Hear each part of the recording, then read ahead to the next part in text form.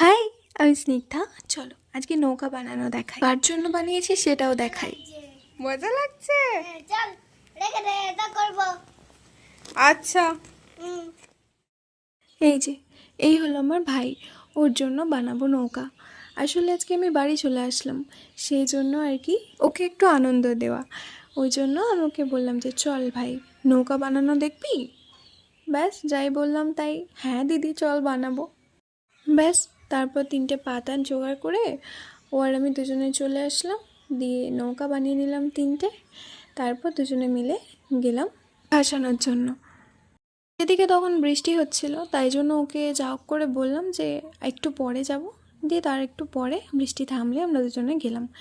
বাইরে আর যাইনি, বাইরে অনেক জল জমেছিল, যাওয়াই যেত, কিন্তু বাড়িতেই করলাম। কারণ আমার ভাই যা বিচ্ছু, গেলে বৃষ্টির জলে পুরো ভিজে যেত, শরীর খারাপ করতো, সেই জন্য নিয়ে যায়নি, বাড়িতেই করেছে। তবে নৌকাগুলো বানিয়েছে ঠিকই, ও ভাসিয়েছে ঠিকই, 2 মিনিটের বেশি টেকেনি। এমনি কাগজের নৌকা, ভিজবে তো অবশ্যই, তাও যদি ছেড়ে দিত তো একটু হলেও থাকতো। কিন্তু ও নিয়ে বারবার, এই যে দেখো, একবার তুলছে একবার দিচ্ছে, এই করে ভিজে গিয়ে ভেঙে যাবে। ওর কথা শুনে আমার এত হাসি পাচ্ছে। আমি ওকে বারবার বলছি, ভাই তুই এগুলো ছেড়ে দে, ওগুলো একটুখানি হলেও থাকবে।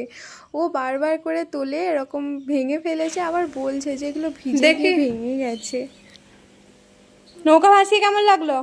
ভালো লাগলো। এম করে টাটা।